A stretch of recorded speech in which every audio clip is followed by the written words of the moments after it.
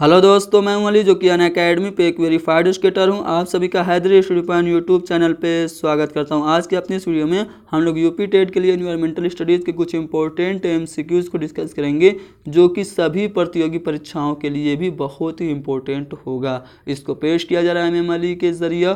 आप लोग मुझे अनअकैडमी पे फॉलो करें, हैदरी स्टडी पॉइंट को ज़रूर सब्सक्राइब करें। तो चलिए शुरू करते हैं। आज का हमारा पहला सवाल कहा जा रहा है कि द ओरिजिन ऑफ स्पेसीज, जिसको हम लोग हिंदी में प्रजातियों की उत्पत्ति के नाम से जानते हैं, इस पुस्तक की रचना किसने की? क्या अरस्तू ने की, चार्ल्स डार्विन ने, मेंडल ने या फिर रॉबर्ट हुक ने? तो द ओरिजिन ऑफ स्पेसीज पुस्तक की रचना चार्ल्स डार्विन ने की। अगला सवाल ये कि मकर रेखा है। दोस्तों यहाँ पे मैं कर्क रेखा और मकर रेखा दोनों के बारे में मैं आपको बता दूं ताकि कन्फ्यूज़न क्लियर हो जाए। सबसे पहले अगर मैं ग्लोब की बात करूं तो ग्लोब के बीचों बीच में जो एक रेखा स्थित है उसको हम लोग भूमध्य रेखा या फिर विषुवत रेखा या फिर इक्वेटर कहते हैं।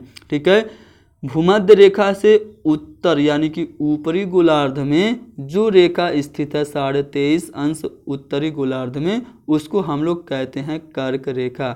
जबकि 23.5 अंश दक्षिण यानी कि नीचे जो रेखा काल्पनिक रेखा स्थित है उसको हम लोग मकर रेखा कहते हैं। दोस्तों कभी कभी कर्क रेखा और मकर रेखा में कन्फ्यूज़न हो जाता है। इस कन्फ्यूज़न को दूर कैसे करेंगे?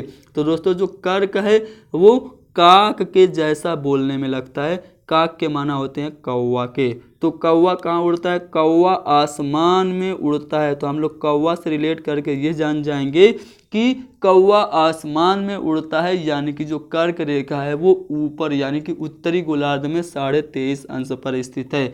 जबकि जो मकर है वो बोलने में कैसा लग रहा है? मगर के जैसा लग रहा है, यानी कि मगरमच्छ जो है वो नीचे पानी में रहता है। तो इससे हम लोग याद कर लेंगे कि मकर रेखा 23.5 अंश नीचे यानी कि दक्षिणी गोलार्ध में स्थित है। हमसे पूछा जा रहा है कि मकर रेखा है, तो दोस्तों यहाँ पे जो सी वाला ऑप्शन है 23.5 अंश एस यानी कि दक्षिणी गोलार्ध में ही मकर रेखा स्थित है।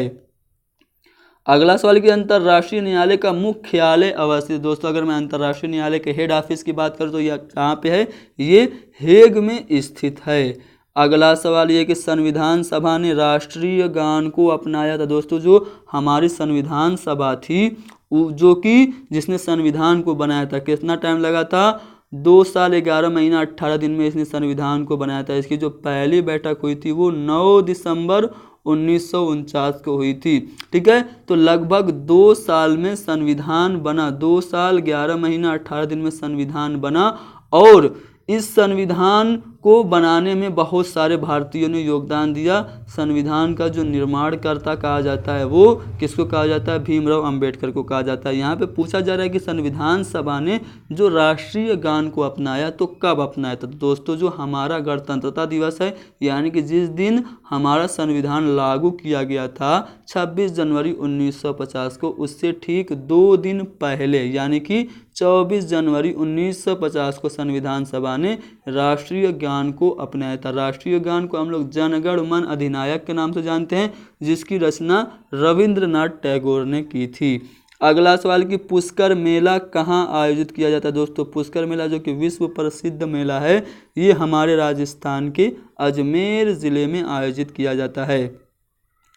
अगला सवाल है कि निम्नलिखित पराबैंगनी कीड़ों में कौन सा अधिक हानिकारक है? दोस्तों यहाँ पे अगर मैं बात करूँ पराबैंगनी कीड़ों में UVA और UVB की, तो सूर्य के प्रकाश से ये पराबैंगनी कीड़ें प्राप्त होती हैं, जिनमें UVA जो है वो कम हानिकारक है जबकि UVB अधिक हानिकारक है, जिससे त्वचा कैंसर इत्यादि रोग होते हैं। जबकि अगर मैं UVC की बात करूं तो जो व्यक्तियों द्वारा यानी कि कृत्रिम तरीके से, जैसे कि कार्बन, लोहा या फिर अन्य धातुओं के विद्युत अर्क, मरकरी, वेपर लैंप आदि से प्राप्त होती है, वो क्या है? सबसे ज़्यादा हानिकारक है। यानी कि जो पराबैंगनी किरणें सबसे ज़्यादा हार्मफुल हैं वो UVC हैं, यानी कि हमारा जो C वाला ऑप्शन है वो हमारा सही जवाब हो जाएगा।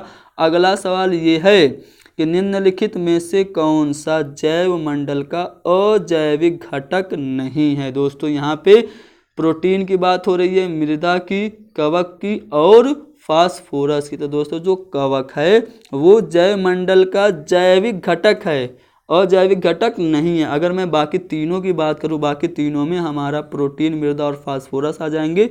तो ये तीनों जो हैं वो जैव मंडल के अजैविक घटक है। क्यों? क्योंकि अजैविक घटक में पानी, हवा, मिट्टी, धूप और खनिज आते हैं जो कि प्रजनन करने में सक्षम नहीं होते हैं।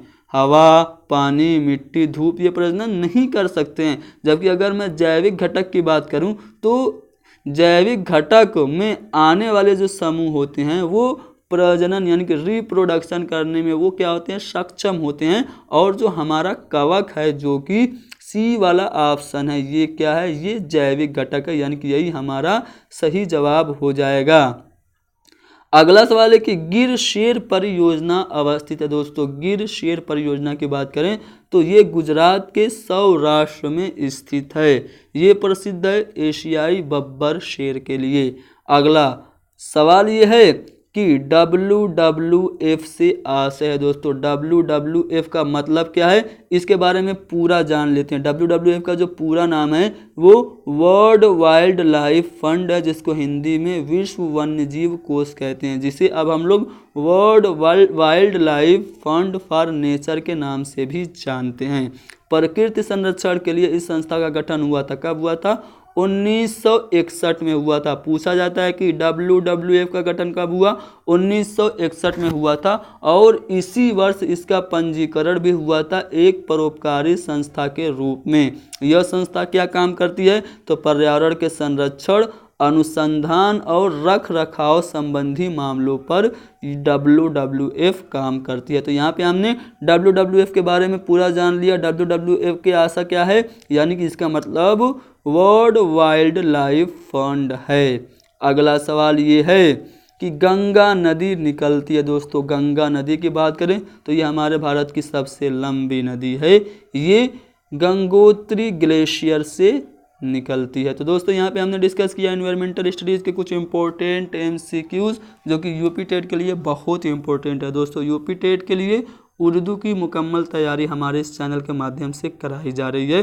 साथ ही साथ अदर सब्जेक्ट के भी तैयारी कराई जाएगी। आप लोग कौन सा सब्जेक्ट पढ़ना चाहते हैं, क्या पढ़ना चाहते हैं, वो आप लोग मुझे कमेंट करके बताएं। कमेंट ज़रूर करते रहिए। कमेंट जब करते हैं तो मुझे पॉजिटिव एनर्जी मिलती है ज़्यादा मेहनत करने की। और मेरा चैनल नया है, इसको ज़्यादा से ज़्यादा शेयर कीजिए, दोस्तों को रिकमेंड कीजिए और मेरे इस चैनल की आप लोग हेल्प और सपोर्ट करते रहिए।